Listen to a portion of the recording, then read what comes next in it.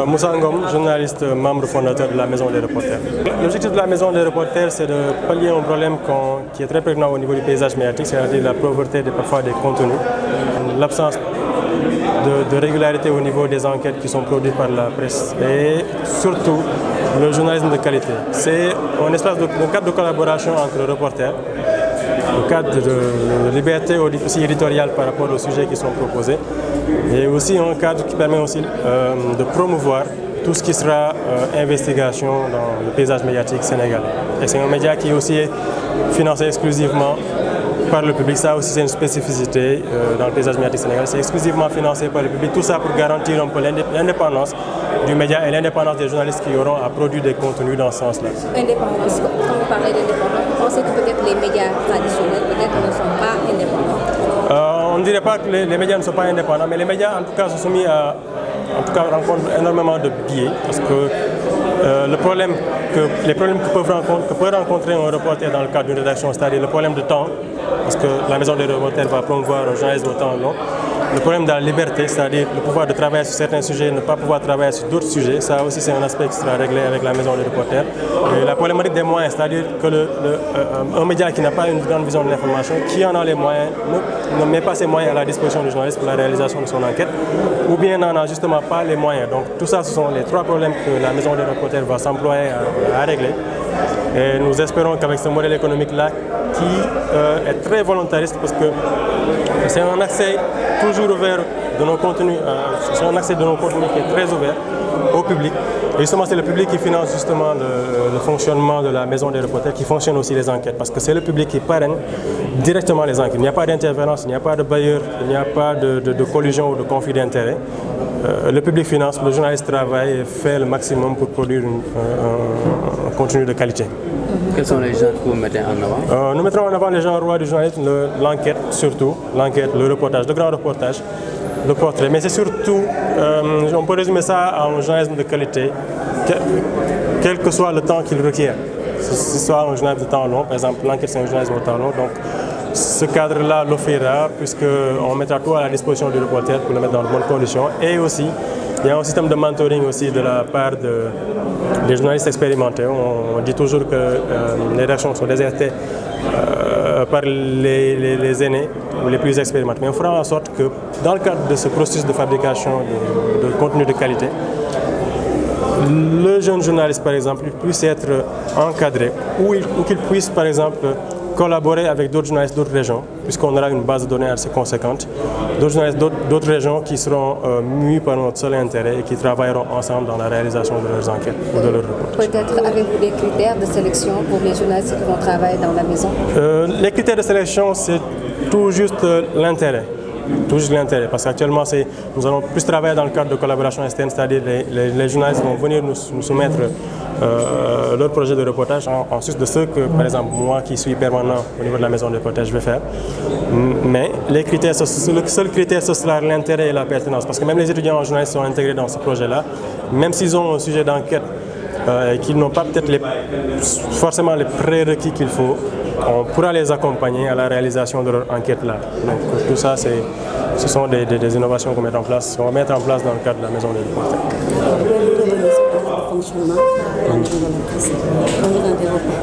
Le mode de fonctionnement. Le mode de fonctionnement, c'est à chaque fois que un membre du public se rendra sur nos plateformes, c'est-à-dire www.lamaisondesreporters.com, il retrouvera une enquête qui a déjà été validée, parce que bon, il y aura le formulaire qui passera, le formulaire de proposition de sujet. À chaque fois qu'une enquête sera validée, elle sera mise dans la liste d'attente. Mais il y aura une priorisation par rapport, par exemple, à la pertinence de sujet ou bien au souci de les réaliser immédiatement ou dans un délai déterminé.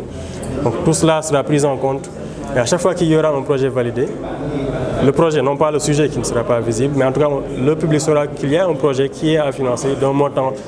total de tel. Suivant un budget détaillé déjà par le reporter de tel. Et sur cette base-là, en achetant une carte, ce qu'on appelle une carte d'abonnement symbolique, parce qu'elle n'offre pas de privilège, ce contributeur-là, il finance la production journalistique. C'est-à-dire, donc maintenant, ce n'est plus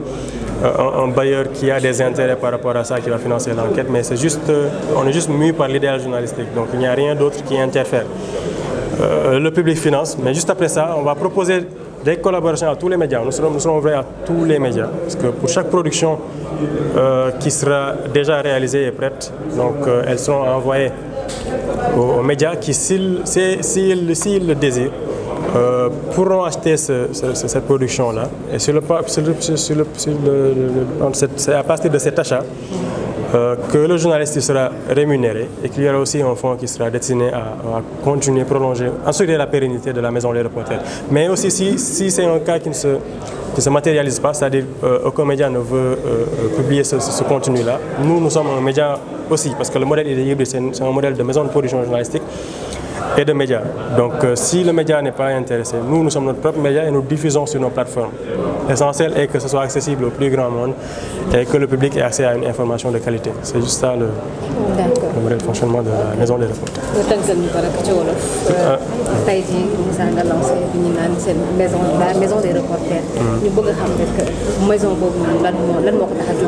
La Maison des Reporters li ko tax a jóg mooy seetlu ni am na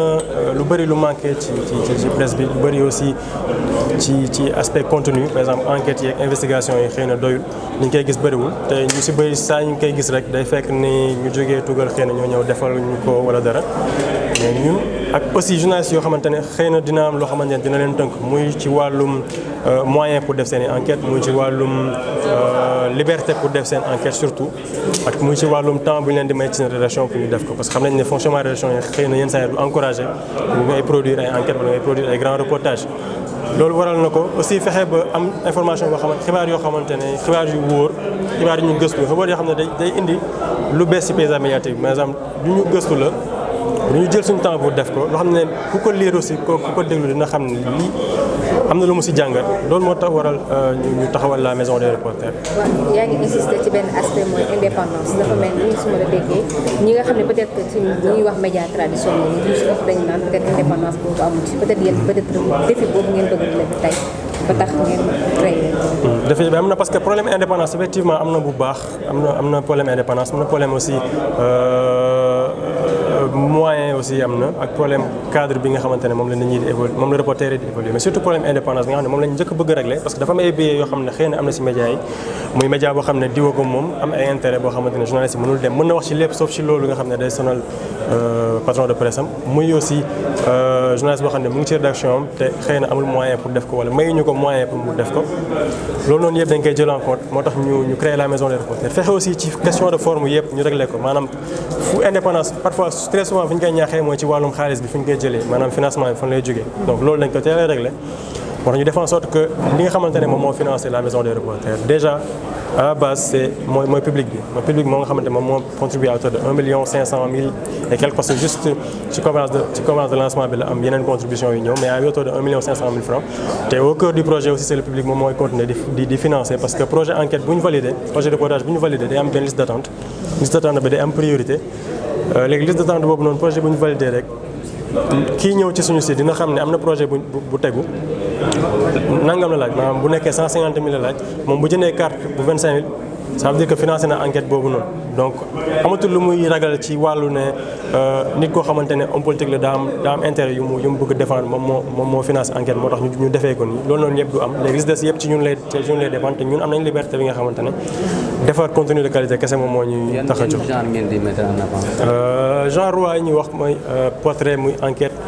investigation muy grand reportage documentaire yeeg lépp en tout cas fexe ba def journalisme boo xamante ne journalisme bu am qualité la bu amal njëriñ askan bi te journalisme boo xam ne tamit du ay question de temps moom moo koy tënk. critère de sélection yi tey nan ngeen di xool